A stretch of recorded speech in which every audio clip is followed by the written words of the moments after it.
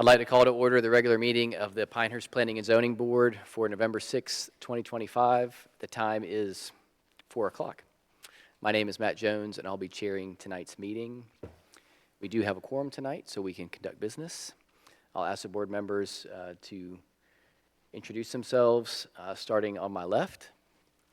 Ed Krogolski. Bill Colmer. Amy Fouché. Carol Henry. Devin McFarland. And we also have Alex Cameron with us, planning staff. If there's any member of the public here today who wishes to speak during our public hearing, there is a sign-up sheet in the back. So please take this opportunity to go ahead and record your name, so when we get to that point in the meeting, we can call you up. According to our published agenda, we do have minutes from the October 2nd regular meeting to approve. All board members should have received a copy. Any comments on the minutes from that meeting as recorded? Seeing none, can I have a motion? I move to approve the minutes of the September 4th, 2025 regular meeting. I second. Motion by Amy, second by Bill. All in favor? Aye. The minutes are approved as recorded. The next item on our agenda is a public hearing pertaining to a conditional rezoning request for a property on Monticello Drive. I'd first like to ask any members of this board to declare any potential conflicts of interest associated with this application. I have a conflict of interest with this project and will have to recuse myself. Thank you.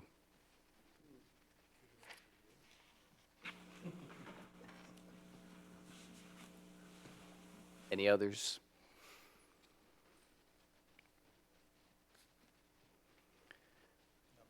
Okay. Now I would like a motion to recess the regular meeting and enter into the public hearing. I move to recess the regular meeting and enter into the public hearing. Second. Motion by Bill, second by Bruce. All in favor? Aye. Opposed? Okay, we have now entered into the public hearing. I believe Michael is going to lead us in the staff presentation.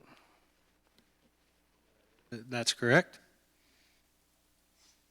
Good evening, everyone. My name is Michael Mandeville. I'm a senior planner here at the Village of Pinehurst.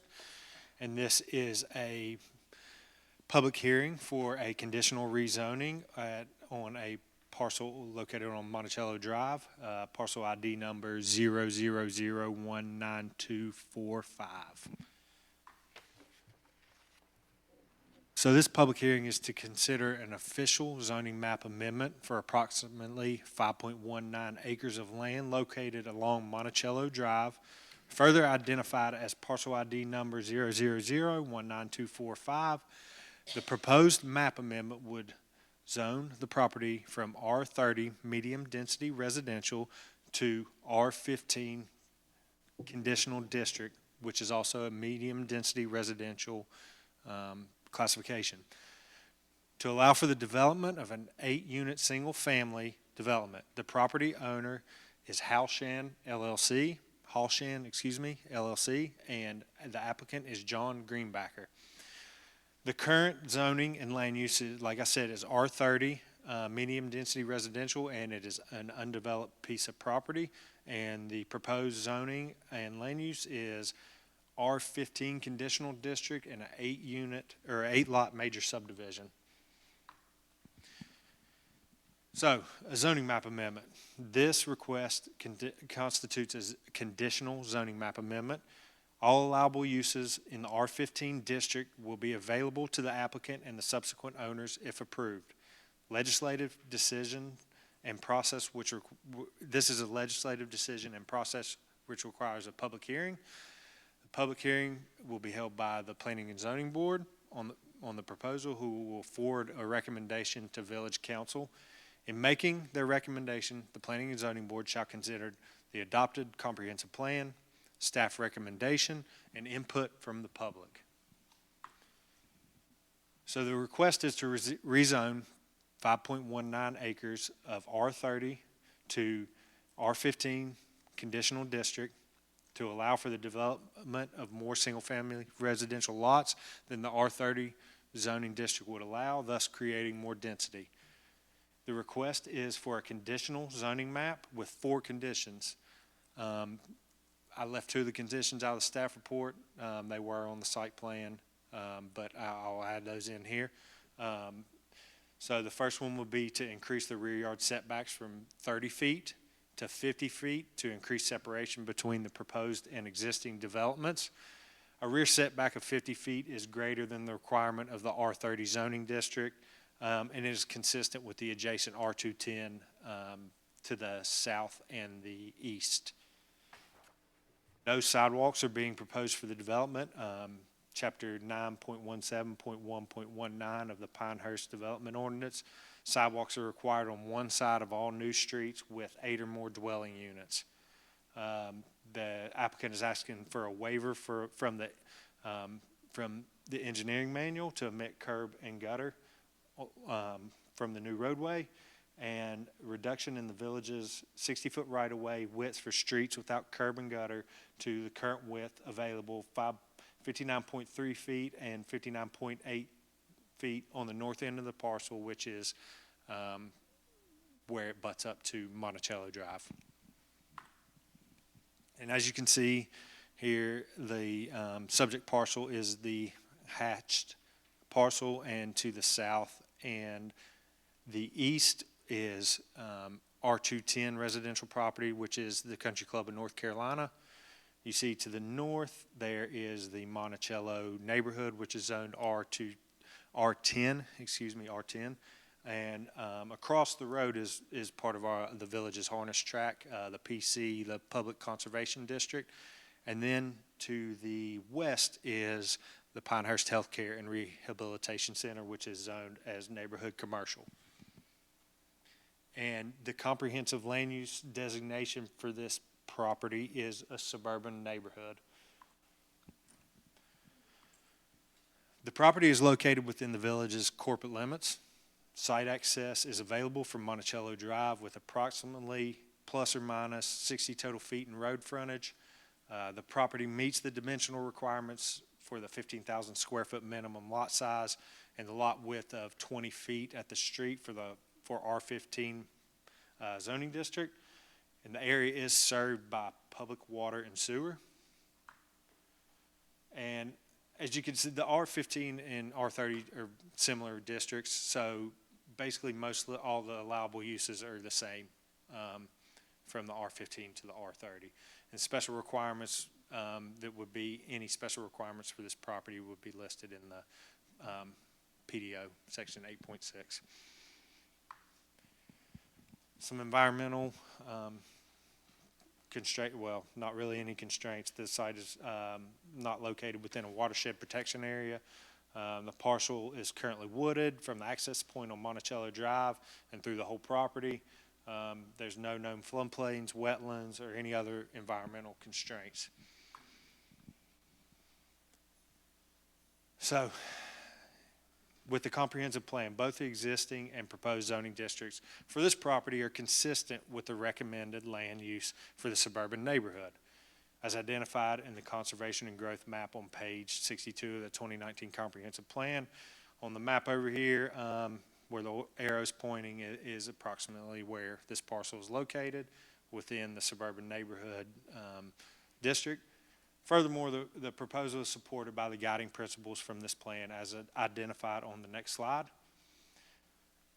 Guiding principle 2, balancing conservation and growth. The plan calls for the balancing of the need to conserve land while allowing for purposeful quality development in strategic locations. Rezoning to the R15 conditional district would continue to allow the type of development envisioned for suburban neighborhood while allowing for the same range of uses. Some other relevant information, implementation strategy from the guiding principle 2.17 speaks to reviewing the zoning regulations for areas identified for future development to ensure that zoning permits the desired scale of development. Conversely, ensure that the zoning in place for any new areas identified for development does not permit undesirable patterns. And implementation strategy 2.18 of the comprehensive plan recommends exploring opportunities to improve the overall quality of new housing within the village. Therefore, the proposed map amendment is consistent with the conservation and growth maintained within the 2019 comprehensive plan, as well as the guiding principles identified in the plan, and is considered reasonable and in the best interest of the public. The planning staff recommends the board consider the proposals' consistency with the aforementioned parts of the comprehensive plan after receiving public comment and determine the consistency with the comprehensive plan. The board shall consider these factors along with the proposal. And the planning and zoning board action is to conduct a public hearing and review the material. After holding the public hearing, the board shall take one of the following actions: recommend approval of the request with specific conditions and find the proposal is consistent with the comprehensive plan. Recommend denial of the request with the specific conditions and find the proposal is not consistent with the comprehensive plan. And that comes to the end of my presentation, and I will take any questions the board may have. Thank you, Michael. At this time, do board members have any questions for Michael based on his presentation? Yes, Michael, I would like to understand a little bit more about the condition of allowing the road to not have curbs and gutters and why that's consistent. Why it is consistent? Why it is consistent with how other subdivisions are done within Pinehurst. So yeah, that's a good question. I don't think that was taken into consideration for the guiding principles. This was a requested condition by the applicant. They might be able to speak more why they don't want the curb and gutter. From looking at just at the drawing, it appears that there's not enough room in that little keyhole there, keyhole access to Monticello. So I'm just. And there was, in this general concept plan went through TRC review, and which Public Works took a look at it, and they were okay with the design for the stormwater and the curb and gutter, and one of their requested conditions. And Maybe what we can do, Bill, is when the applicant does their presentation, Sure. I think that'd be good. Sure. It's a good question to Yeah, and ask. I can help add a little bit to what Michael expanded on. So there are a few typical details in our engineering standards manual for roadway construction. One of them is without curb and gutter and requires a 60-foot right-of-way. Right. The typical standard is with curb and gutter and has a 50-foot right-of-way. So there is an allowance for either type of road construction in the village. However, again, the more preferred is with curb and gutter. And so if someone were to propose the ditch section roadways with the 60-foot right-of-way, it does require that waiver to be granted. In most cases, the village engineer has that ability to grant that waiver if there's site conditions that he believes warrant it and that the engineering standards are not compromised.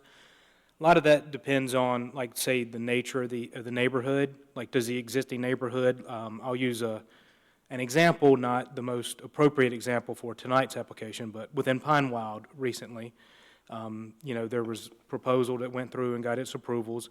The existing neighborhood within Pine Wild does not have curb and gutter, so the new subdivisions within that have been approved and under construction also do not have curb and gutter. So that was just one reason. That's an obvious example. I'm aware. Yep. So that's why we place this in as a condition, or why it's requested as a condition, because they are obviously seeking to have that waiver granted. And I'm sure there's some reasons that they will be able to expand about why they propose to have that. But for record keeping, it does need to be listed as a condition and one that they have placed on the general concept plan and covered. So it's up to the Planning and Zoning Board tonight to make a recommendation on the proposal as a whole, as well as the specific conditions that have been requested. Thank you. Michael, I have one other question, and I just didn't see it in the package. Is there anything topographically interesting about this particular parcel of land? Yeah, I know it's all wooded and it looks, looking at a picture, it looks flat, but, I'm not sure it is. I so. mean, no, it does, if you look at the contours, it does slope towards where the pond goes. And Okay. there's kind of a high point where the thin part Right, comes in. sure. And it goes the other way. But topographically, no, I don't think there's anything that sticks out. Okay, Nothing extraordinary, I guess Right. we would put, yeah. thank you. So to the curb and gutters, are the surrounding neighborhoods, do they have sidewalks? CCNC? No, Sidewalk or curb and gutter? You said both. Okay. there's no.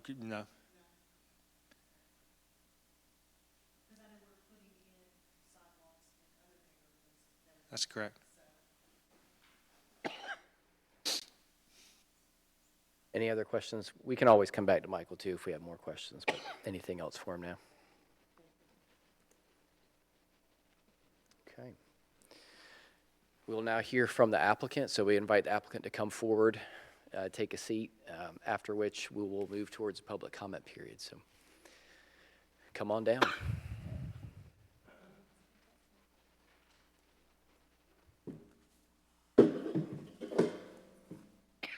Please introduce yourselves to the board and tell us your relationship responsibility on the project. Hi, my name is John Greenbacker. I am the applicant, of Hall Shannon LLC with my wife Shannon. And yep. I'm Paul Satoff with Coons Jones Design plus V3. Prepared the application, the site plan, and yeah, just here to present and answer any questions. Great, thank you. Please continue. Yeah, so yeah, thanks Michael for presentation, and thanks for the planning staff for working on this project with us, and thanks to the planning board for hearing us tonight. As you can see, the project's located in the center on this slide, outlined in green. It's located off of Monticello Drive on the south side, sort of at the end of the existing Monticello subdivision before you get to the harness track. It's neighbored to the south by CCNC, to the north by the existing Monticello neighborhood, also to the east by CCNC, and to the west by the Pinehurst Healthcare and Rehabilitation Center. Sorry. Next slide. The existing zoning for the property is R30. You can see it in the center there, and it's surrounded by R210 zoning, which is CCNC, R10 zoning to the north, which is the existing Monticello neighborhood, and NC to the west, which is the Rehabilitation Center. This property was sort of a remnant of CCNC in the past. It was sort of left over, sold, and was originally part of CCNC. We feel the property as it sits now and with its access to Monticello Drive, that it more fits in with the existing Monticello neighborhood and the development patterns within that neighborhood. This is the proposed site plan. Again, it's around 5.19 acres. We are proposing a rezoning, a conditional rezoning, which is why we're here, to R15 CD, which is also medium density residential, same as the R30 zoning, which is what it's currently zoned as. The site with access has access off of Monticello Drive. The site will be accessed from a road with a cul-de-sac turning south and ending sort of in the center of the property, as you can see on the site plan. We're proposing 8 single-family lots. These lots will range from 15,400 square feet to just over 25,000 square feet. Equates to about 1.54 units per acre. We are also, as a condition of this development, which Michael talked about, is increasing that rear setback from 30 feet to 50 feet. That setback currently with the R30 zoning is 30 feet. We're proposing that 50 feet setback, which is consistent with R210 zoning that's to the south and to the east to allow that additional separation from the existing properties to the north and also the CCNC lots. Just providing some additional space and separation between all of these lots. There is a proposed stormwater location kind of on that northeast corner of the property, and then 3 lots to the north and then 5 lots to the south. This is just an illustration showing kind of what we're proposing as far as setbacks and kind of the differences between what's being proposed, what's existing, and what we're proposing. So again, we're proposing a R15 conditional district zoning here with that rear lot increase of 50 feet. That 50 feet is shown in green on this plan, showing that 50-foot separation. And on that green also represents the R210 zoning district with that 50-foot rear setback. The R10 zoning, which is adjacent to the north, has a 25-foot separation or 25-foot rear setback. So with that increased buffer that we were, or increased setback that we were proposing, there would be a 75-foot separation between the back of the rear setback for the R10 zoning and our property, and also a 100-foot separation between the R210 property to the south and to the east. So this image just shows kind of that separation and what we're the increase in what we're proposing here as part of a condition of our rezoning here. We feel like this property really reflects, and what we're proposing really reflect sort of the existing development pattern within the existing Monticello neighborhood, and giving that increased rear setback just provides some additional separation for properties that exist within both the CCNC development and the Monticello development. So we're just open, any questions for us? So that concludes your presentation? Yes, it does. Okay, yes. great, thank you. We can talk about that 60-foot, I know there was a question about the 60-foot right-of-way and curb and gutter. I think, sorry, Alex, I was drawing a blank there, Alex touched on that well. Curb and gutter is required for 50-foot setbacks. There is an allowance with 60-foot right-of-ways that curb and gutter doesn't need to be added to the streetscape. The existing Monticello neighborhood, which we are trying to tie into and reflect the character of that development, does not have curb and gutter. So we would not be tying into anything else with curb and gutter. There are also no sidewalks within the Monticello development or along Monticello Drive. So any sidewalk that we would add would basically be leading to nowhere. It wouldn't be tying into any existing sidewalk or trail network, and would actually be kind of spilling people off into Monticello to walk on that busy road. So, yeah.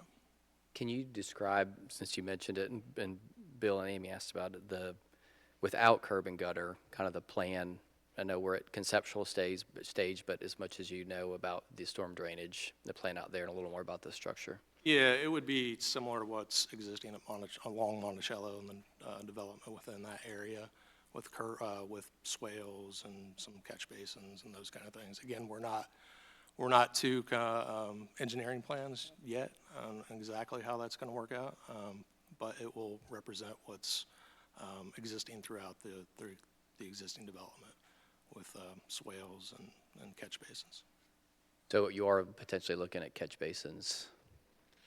If they're needed. I mean, we're not fully engineered at this point as far as the drainage and the stormwater tying into the proposed stormwater location, but it would be a system of swales and basins if needed. Is the on-site basin that you're showing, you've got a storm drainage basin there on the low side of the site? That is the lowest point of the site. The site slopes from The entrance there at Monticello to the eastern half of the property, there's about 15 feet of fall, and that's all, the low point of the property is all on that east side. So everything is graded to go towards that stormwater pond. Any idea if that's intended to be infiltration, or there's going to be discharge from that pond? Not at this time. I assume, yeah, it hasn't been engineered at this point. Most likely it could be a dry pond. I'm just guessing at this point, but with the size available and the amount of impervious surface here, it could be a dry pond, but we're not to that point yet. Well, yeah, and as you know, stormwater is just a concern, so Yep, no, any understood. details or thoughts you have on that, you know, speaks to that or gives some idea of, you've got contours, proposed contours shown, so there's been some thought, which I Yeah, appreciate, but yeah. anything that helps us understand what you've got drawn is beneficial. Okay. Do any members of the board, we can start with Ed and just sorry, Bruce. Don't forget. You'll ask questions of the applicant while he's here. I don't have any additional Okay, questions at that's this fine. time. No, actually, thank you very much. I was trying to envision in my mind the topography, the flow, where, you know, where the high point was and where the low point was in the property. Thing flows kind of towards that east side. Yep. Right? I'm good, thank you, I appreciate it. Sorry with you, Bruce. I was building up to your comments. You've commented a couple of times about trying to, I'll use the term marry into the Monticello development. How do your lot sizes compare to the average lot sizes over there? So the R10 zoning that's within that neighborhood is 10,000 square feet, minimum lot size. With what we're proposing, everything's 15,000 square feet or greater. Again, our lots range from 15,000 square feet to over 25,000 square feet. So it's either consistent or greater than the existing zoning within that neighborhood. The adjacent properties, I believe, that are bordering on two sides, those are CCNC. Those are CCNs, yeah. Those are 5 acre? 5 acre lots, yes, correct. Are you anticipating, how are these, it may be premature, but are you anticipating front load, side load, rear load garage, anything in your design that would indicate what you're planning? Nothing's been discussed as far as building types and design. What do you at this think? point. It could be a mixture of both. It could be front and side garages, just depending on, I guess, what the buyer wants. Nothing's really been talked about as far as. You're going to offer them certain options in terms of the design of a house, basically. Eventually, yes, yeah. I mean, we're not, maybe John can speak to this more, but right now, we're just going through the rezoning of the property. Not going to be custom builds in your mind. Could be, it could not be. We're not to Not that point precluding yet, of that. yeah. Okay. Haven't talked to builders or anything at this point, so. This is the first step in the process to get the property rezoned, and then going from there. Yep. A couple questions. The sewer, it's kind of an interesting sewer layout you've got. It is, yes. So can you describe a little bit, since you've got it on there, just for our purposes, what the plan is for sewer for these lots? Yeah, so these would have sewer pumps leading, basically, because the way the property falls and the existing elevations of the existing sewer along Monticello that we're tying into, that these would have to have a, basically like a grinder pump to get sewer back to the road and then connecting back to basically our extension that's leading to Monticello. And again, those might be looked at further once we get into, detailed engineering plans, but the way we're looking at this now, that we would need the grinder pumps to flow sewer back to the roadway and tie into the existing sewer system along Monticello. So you've got some of the lots, it looks like all of your sewer is outside of the right-of-way. But then some of the lots that have basically, I guess it will be an easement Yep. in those front yards for the sewer lines for adjacent properties. Will there be a HOA or any thought to how the management is going to be of those sewer lines that are not on the individual properties? Yeah, that's a good question. I guess it would be, tied into covenants and restrictions for the property. Not sure if there would be an HOA at this point, but it would be tied into, the covenants and restrictions and the deeds for the property. Sure. I don't anticipate an HOA, but I believe you could, just have it as an easement, have them have free use to access their sewage lines if there is an issue. And that's kind of how I anticipate it if you were to deed it out. And if I can shed some more light on, this property, my goal is to move my family onto one of these property lots. And, I have no intentions to develop around me. So it's not something that's right on my, forefront to do this. My goal really was when I purchased this is that where it's currently zoned is that you could have 5 lots on it. And if you look around at all the other properties, they're, 0.3, 0.25 acres. So I was trying to get it rezoned so that to make it more marketable if and when I were to sell down the road, build on one of these lots and have the option so that, maybe down the road someone could market it, sell those other lots as well. And I hope that all makes sense. Happy to answer any other questions. No, thank you for context. Obviously, the general concept plan is a general concept plan, but part of the intention, I believe, is we look at some of these things to at least have an idea. Can these lots reasonably be served by sewer, by water, storm drainage is handled, parking is reasonable, and a lot of those things are in your application.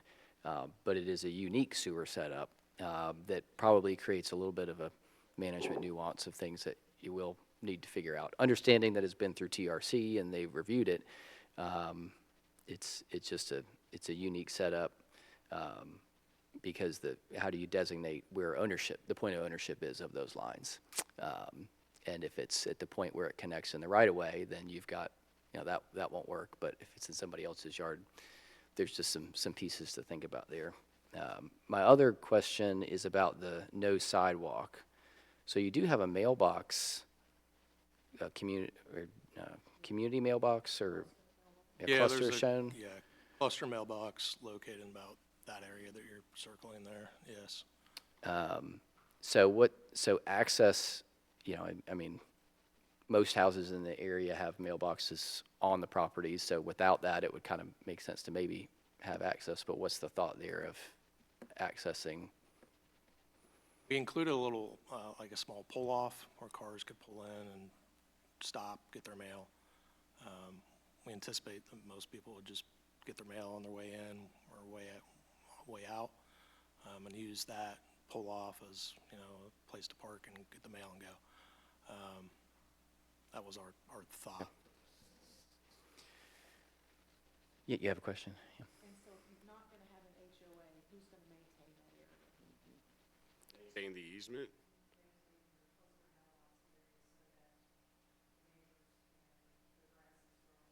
Well, I would hope that it's just a paved area with pavement right there where it's just popped up right there, where there's not any maintenance involved, but that is a good point.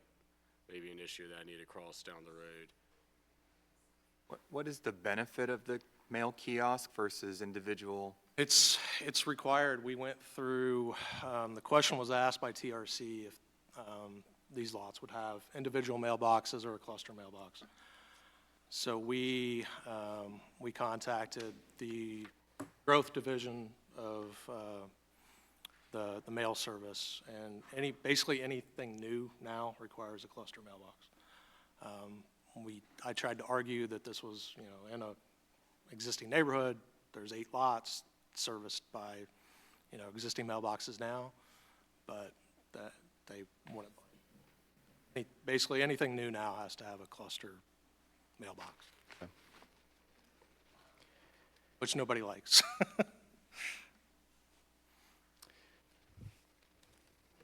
Okay, we're going to leave the public hearing open, obviously, to receive public comments, so we may ask further questions, but at this point, Can I ask one more yeah. question of Michael? Ed, Just please. With no sidewalks in Monticello, I know there's initiatives with new subdivisions to have sidewalks.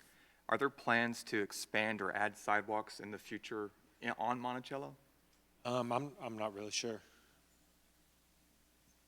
There aren't any immediate plans. Typically, in the past, how we've done that, we've really relied on our community survey, as well as we actually have a recently updated multimodal plan, which kind of replaced our bicycle and pedestrian master plan, which there's another advisory board, the BPAC, that kind of makes recommendations to council on when to, or areas that should be identified for that installation. So nothing in the immediate future, excuse me. And for context, that cited PDO requirement, which they're requesting that condition from, that threshold for when that requirement is applied is at 8 single-family units. Right. One thing, I've been asked to remind everybody to speak clearly into the microphone. Yep, thank you. People are having trouble hearing. Absolutely, thank you. Okay. Yep, you can return to your seats, and then we're going to continue on with our public comments, and then we may ask questions as we get into deliberation. Thank you very much. All right, thank you both. Okay, as we move into public comment section, a couple items to highlight for the public that is here. We appreciate you being here. I appreciate your input. Conditional rezoning requires a public hearing so that we can hear from you as a board. This decision is legislative, so we look at the standards, as Michael said, but we also receive your input. Also, Village Council will hear your input in their hearing, but they'll watch this meeting, or they're here. So we appreciate you being here, and what you share is valuable while we are in a process. So that process will kind of lead us to a decision, as Michael has described. But your input is valuable regardless of the result of our decision today. So I'm going to read off the names on the list. So when I say your name, you may come up to the microphone. Well, oh, there's the microphone up there. So please just state your name again and your address. The first name on the list is Sharon May.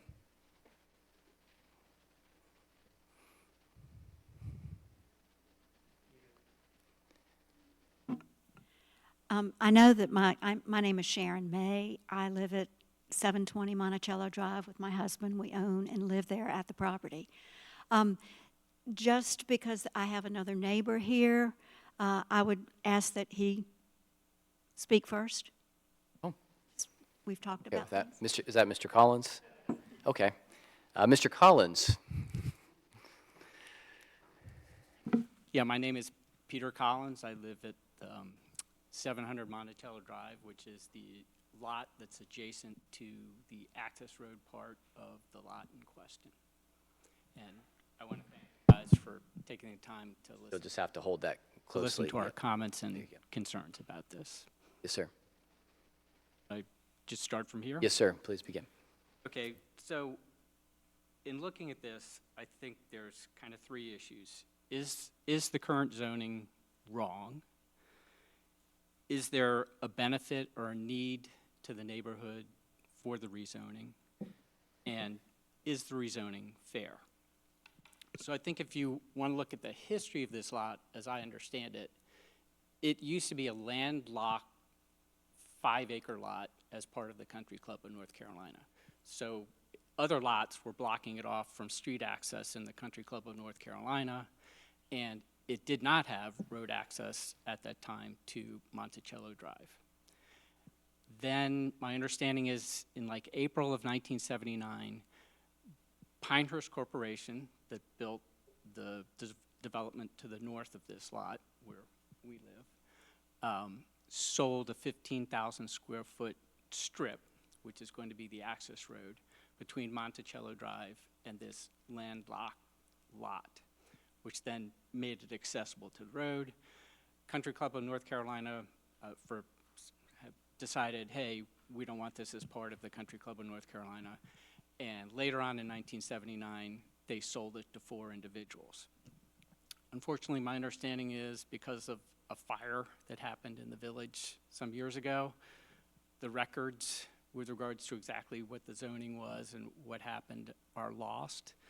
But it would appear to me at the time that they sold it to the 4 individuals, they probably went through the rezoning process to change it from R210, I think is a 5-acre, to an R30 lot. And I'm assuming, just like with any rezoning, it went through the process that we're going through now. And that probably included the implementation strategy 217 that's in the current report that ensured that the zoning permits the desired scale of development. So I think at that time, they looked at this and said, okay, we're gonna rezone it from the R210 to the R30. And I think the idea was to make it a transition area between the 5-acre lots and the smaller lots in the Pinehurst Incorporated development.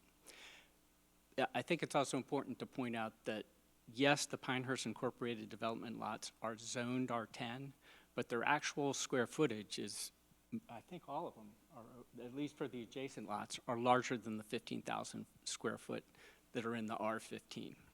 So the lots that are being proposed are going to be roughly the same size or smaller than the lots that are adjacent to it in the Pinehurst Incorporated development.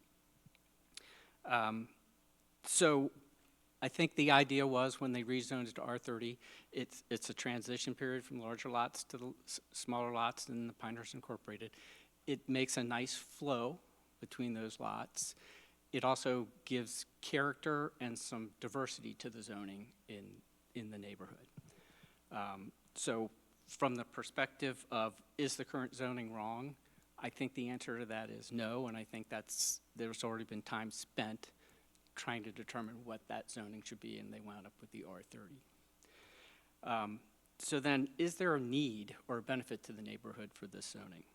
Well, obviously from the existing lots, all of the Pinehurst Incorporated lots are the R10 to R15 lot size. But we looked at current construction that's either ongoing or in planning. And just down the road on Blake Boulevard, probably 100, 200 yards, there's a 44-unit neighborhood called South Pinehurst Cottages, which are of smaller lots, similar to what's being requested for this rezoning. There's also, at the end of Blake Boulevard, a development called, I think it's called Trotter Hill, which is 48 units, again, smaller lots, similar to what's being requested. And if you go just down the road on Route 5, there's a 370-unit development called Blake Village, I believe, which my understanding is they're virtually all going to be of the smaller lot sizes. So there does not seem to be any need to have more of this smaller lot zoning. Indeed, I'd say there's an overabundance of that in the existing neighborhood and in the new development that's being planned. Indeed, I'd say there's kind of an argument to say we really need more of like R20 and R30 to have some more character to the neighborhood. In addition, all of this new development that's going on, well, there's already an existing traffic problem on that road. I mean, it has a no-through truck sign. It's not enforced. It has a 25-mile-per-hour speed limit sign. that's not enforced. Every so often, a police car does stay near the water tower, but basically, it's not enforced. And since there are no sidewalks, there are no crosswalks, everybody in the neighborhood walks along the street there. I see, families with their kids in their strollers walking along the street, people walking their dogs. Heck, this week I've probably gone on walks 3 or 4 times myself. You basically walk along the street, and if there's a car coming, you step aside and let it go by. Well, the additional development we were talking about, all those ones, the Blake Village, the South Pinehurst Cottage, the Trotter Hill, we're pushing like 500 additional units. And all of that traffic, it's going to be coming up, or Route 5, it's going to go down Blake Boulevard and it's going to come down Monticello Drive. It's just going to make this traffic much worse. And the proposed zoning, it's going to increase, I think the daily trips is like 40 to 90 more a day. Still, it exacerbates the existing traffic problem that we're having on that road. And the safety of everybody involved. So for the first 2 questions or issues, is the current zoning wrong? I don't think it is. Is there a benefit to this rezoning? No, we don't really need more of this. And so in our April meeting of 2024, I literally asked, just like, what's your reasoning for doing this? And the response was, it's not economically feasible unless it's rezoned. Now, Mr. Greenbacher is a successful young lawyer and businessman. I seriously doubt he bought this property saying the only way I'm going to make a profit off of it is if I can get it rezoned. I think probably the correct wording was, is more economically feasible if I can get it rezoned. So I was just like, well, what exactly are we talking about? So I went to ChatGPT. I said, if you have a 5-acre lot in Pinehurst, you zone it 8 to 9 lots, R15, or you have it 5 to 6 lots, R30. What would be the difference in the revenue from the sale of those lots? And indeed, ChatGPT came back and said, the total revenue from the R15 zoning is going to be about $900,000 more than what it would be if you had R30 zoning. So then I asked, well, what is the effect on the value of the adjacent lots if it's R15 zoning versus R30 zoning? And ChatGPT came back and said, if it's built on R15 zoning, the value of the adjacent lots will be 5 to 15% less than if you built it with the R30 zoning. So in essence, the additional revenue that is going to be generated from the R15 zoning is going to be paid for by the existing residents with their adjacent lots, values being less. Mr. Collins, I asked for you to wrap your comments if you could. Sorry? I'd ask for you to wrap up your comments if you could. Okay. So at the same time, everyone who bought their properties there, we bought it with the understanding that it's R30. There's nothing we can change about our decision to buy that now. So it's just like, is that fair that all of a sudden you'd be changing it? So I guess in conclusion, I'd say, we don't fault them for trying to make the most money they can. They're in business, that's what they're trying to do. But it seems there's nothing wrong with the current zoning. There seems there's no advantage or benefit to the neighborhood from changing the zoning. There's additional safety and traffic issues from the additional zoning, and there is financial harm to the existing residents of the rezoning. So thanks again for listening to my comments. Thank you, sir.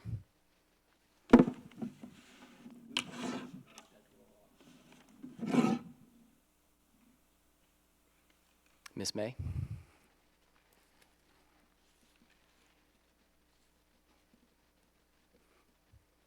Thank you.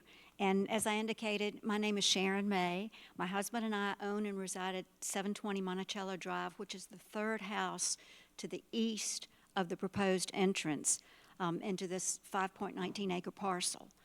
Our rear lot extends about 137 feet along the north side of a portion of this 5.19 acre tract. Based on the proposed development plan, our lot will adjoin the greater rear portion of the proposed Lot 3, as well as a portion of the stormwater detention pond site. As my neighbor, Mr. Collins, has presented, there's considerable information questioning the need to rezone this parcel from R30 to R15. And we concur with him that the existing R30 zoning has likely been in place for years, even decades, likely having been rezoned from R210 when it was part of the CNCC tract, and the creation of the total site resulted from about 4.85 acres being a landlocked parcel, but with no access once the CNCC property was developed.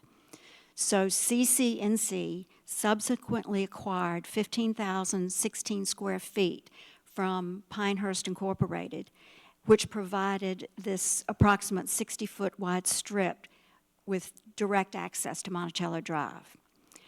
It's noted that the transfer of the 15,016 square foot strip was conveyed with restrictions, the most notable of which stated, "No portion of the right-of-way of the access road shall be closer than 20 feet to Lot 55, which is the property of Mr. Collins." CCNC then conveyed the assembled 5.19 acre site for the parties in July of 1979. We do recognize that this restriction and the other restrictions which were included in the original deed to CCNC has since expired. As I understand, after 30 years, the restrictions go away. However, just because the restrictions expired, this does not relieve the village planning and zoning boards from protecting the rights and interests of the existing developments.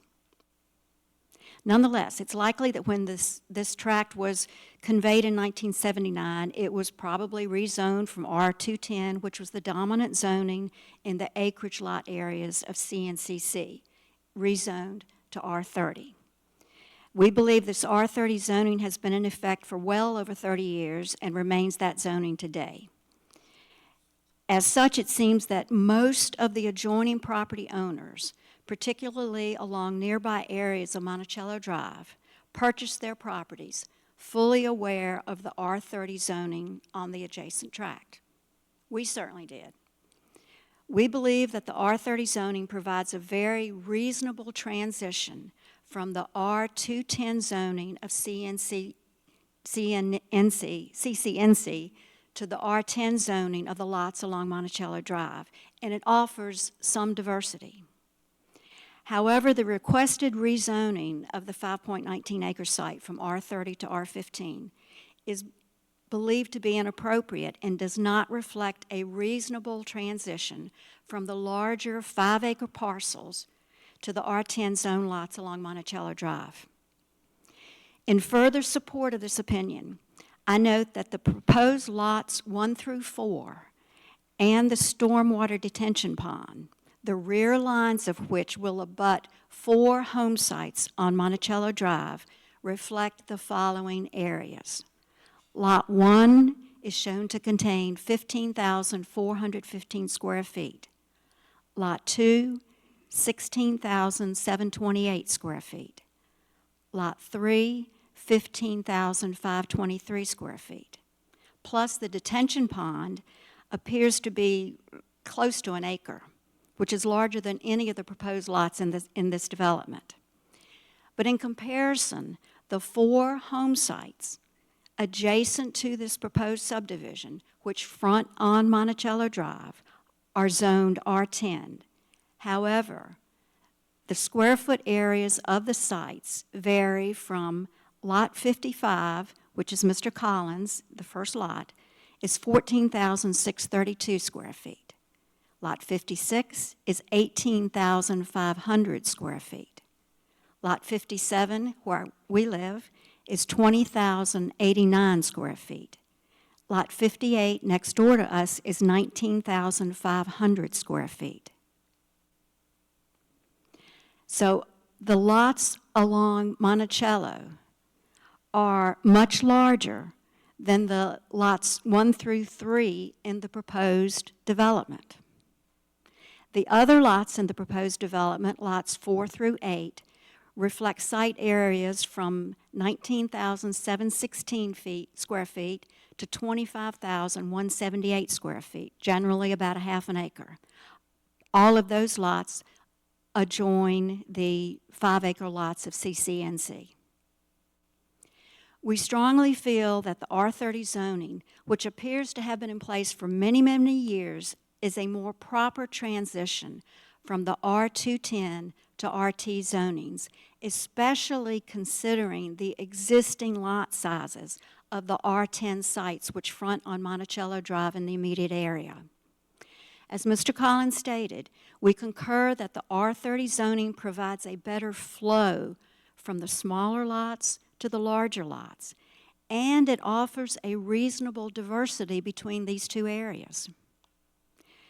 With the approved plans of the various developments, as Mr. Collins stated, South Pinehurst Cottages, Trotter Hill, and Blake Village, which is in Aberdeen, 450 to 500 new lots will be available in the market. These typically reflect small lot developments, but we know that 2 of them, South Pinehurst and Trotter Hill, include considerable green space.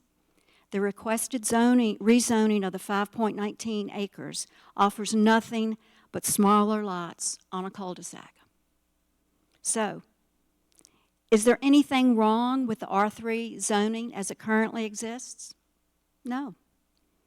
Is there really a need in the immediate neighborhood for more small lot developments? No. Is the rezoning from R30 to R15 fair and equitable to the adjacent existing developments, and does it protect the existing developments? No and no. Therefore, we would like to request that the Planning and Zoning Board deny this request for rezoning and maintain the R30 zoning which is in place. Thank you very much for your time and your consideration. Thank you, Ms. May.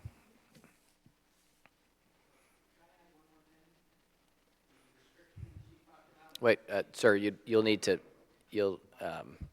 I will allow you to make one more comment as long as it doesn't involve ChatGPT. Okay. So the 20-foot restriction that she was talking about, I guess it's expired or something, but I went out this morning and looked, the 60-foot access road, it comes within 17 and a half feet of my house. So, that's really close. I think there should be some consideration, no matter what you decide anywhere else, that there should be some sort of buffer zone on that 60-foot access road between my property and where the road is. Thank you. Sir. Are there any other members of the public who would like to speak that didn't sign up? You still can.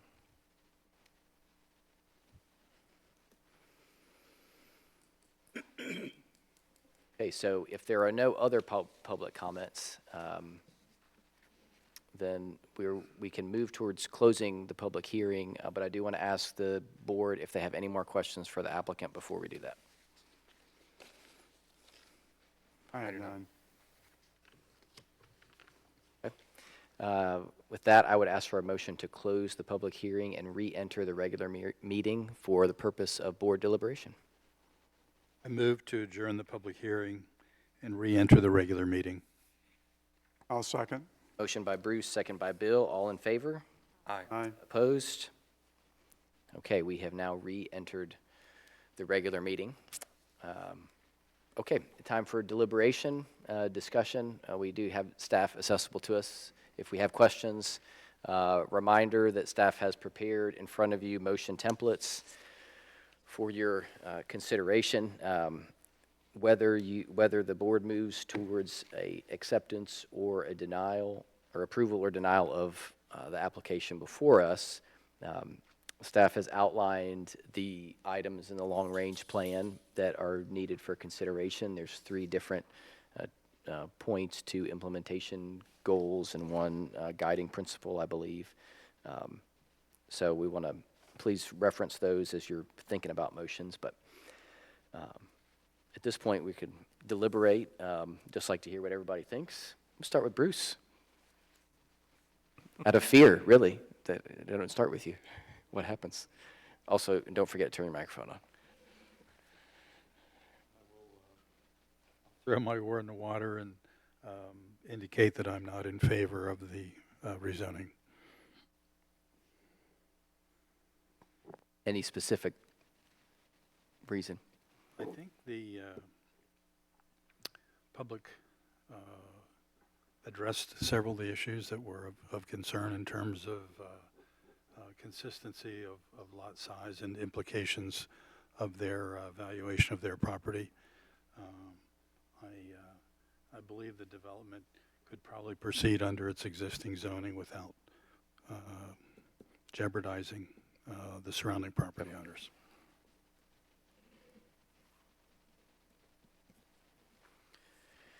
Carol? What are your thoughts? I really don't, I think that since they don't have as much information as I'd like to have, you know, the uncertainties, certainly I do question, because they didn't secure us with enough information as to what is really, you know, what really, and no, I do not. Would there be more information you would be interested in seeing? What would that be? I'd like to have, you know, be more informed as to, and I'm certainly, no. Well, if there are specific things, something we could consider as we're going around, what those may be. Amy? Wait for it to turn green and stay green. As I applaud you for what you're trying to do, but I agree with the neighbors that the zoning is perfect the way it is. I think if you had bigger lots and fewer houses, I'm okay with that, but not 8 lots, not the rezoning, so. The traffic on that road is a nightmare already, and I realize that you're only adding 49 trips, 50, but that's enough, so. Okay. Bill? Thank you for your.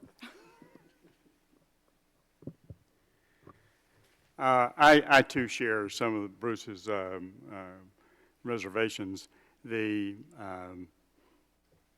Looking at the comprehensive plan, looking at the idea of a transition from 5 acres into what is nominally R10, you know, I think the R30 provides the right density change, even though it's a small area. It's only 5 acres, but still it's a small area. But I believe that shift in density as you go north is more appropriate than a real step down into a little bit smaller lot sizes. So I generally think that the R30 is more in line with the ideas behind our comprehensive plan. Thank you. Ed? So I kind of have a different perspective. So I mean, conceptually, to me, the R15 and R30 don't really make a huge difference in the density.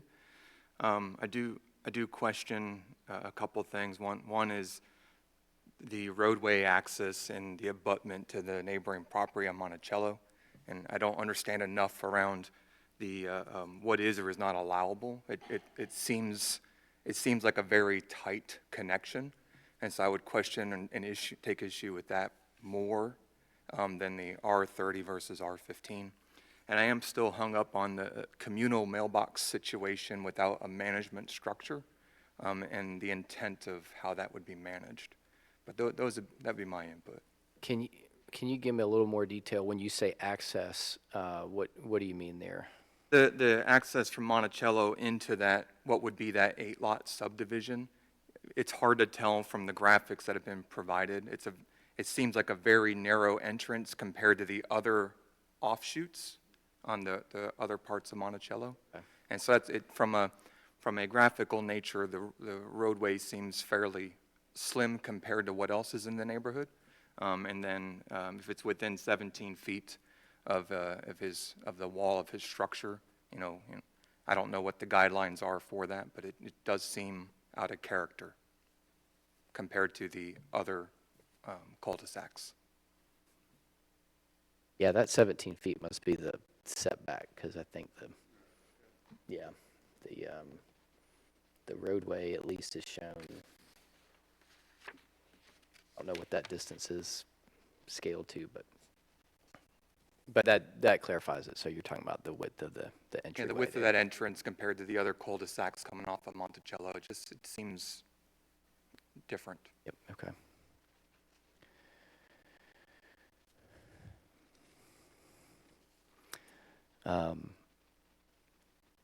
I think I've shared my concerns, but I think that they're more conceptual, but what you all are saying, seems like we're all on there's a similarity of thought in the terms of the density.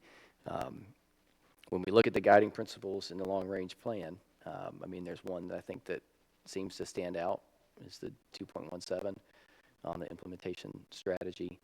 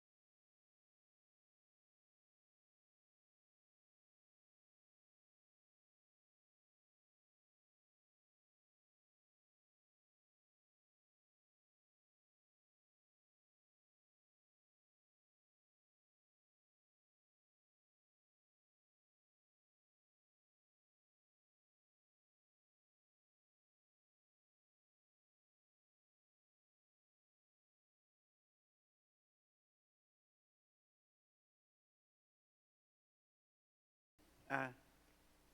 Aye. And that is unanimous. The application is denied. Thank you to the applicant and to the public for your comments.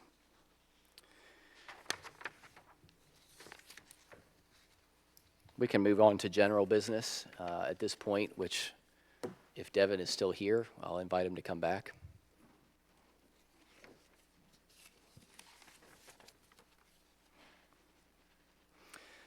So we do have the staff sent out our schedule for the 2026 year for meetings. There are some odd weeks in there, so we want to make sure that the proposed schedule is as accessible to all of us as we can, to make sure as many of us can be at these meetings. Yeah, I believe this year the way the holiday schedule fell in relation to the first Thursday of the month, I believe there were 3 recommended changes. July, April, I believe, and I forget the 3rd month. January? Yes, because it would, it sure would, it would fall on On the New 1st. Year's. Yep. Which is a heck of a way to kick off the new year, huh, as a planning and zoning board meeting. When was that scheduled? Was that schedule just sent out with this meeting notice? It was in the, Yeah, it was in Oh, you mean I had to read the whole thing? at the end. Yeah, we'll go, yeah. It's pretty straightforward. And if Devin, anything, all we need to know is, I think ideally the clerk would like to have this for the council in December. Obviously, this is the last time that this group will likely be together before that full meeting or next meetings of council, just to have. Council doesn't adopt it or need anything from you guys in particular by that time. We typically would do this in December at our board organizational meeting. But it was available, so we put it on there at a bare minimum for you guys to be able to start looking at the year ahead, because yes, we are well into November now. And if anything jumped out to where we know right offhand that there would be several board members that wouldn't be available on any one of these particular tentative scheduled meeting dates in case we needed to make some adjustments. Now granted, with now an 8-member board at full capacity, a 9-member board, which we expect to be by the new year. Obviously, our magic number would be 5 in order to meet a quorum, so it would take a pretty substantial conflict by a majority of the board members. So if there are no objections to Anybody have the any? schedule, just got a simple motion there for you. Yeah, I think those are reasonable changes, as much as we'd love to see you on New Year's. I'd look for a motion related to the 26th board meeting schedule. I move the Planning and Zoning Board to approve the 2026 Planning and Zoning and Board of Adjustment meeting schedule. Second. Motion by Bill, second by Devin. All in favor? Aye. The schedule is approved as drafted. Thank you to staff. The next meeting date will be on December 4th. According to staff, we do have plenty of business for that day, so. Oh, good. That trend will likely continue, so. Okay, anything else from staff? I hope to update the group, if those of you who are not paying as close attention to potential council action on the new PDO. We will be asking for a delayed effective date to the first of the year to give us some time to get prepped and ready. So anything before you guys immediately, we're still looking and operating under our current development ordinance. But once there's final action on that, I'll make sure I'll update the group accordingly. But it is, at this point, it is going before the council for approval this month. The public hearing from last Thursday was continued to the November 18th, I believe, regular scheduled meeting of council. We hope to have a final draft that will be ready for consideration and adoption. That's the hope. Great, okay, good work.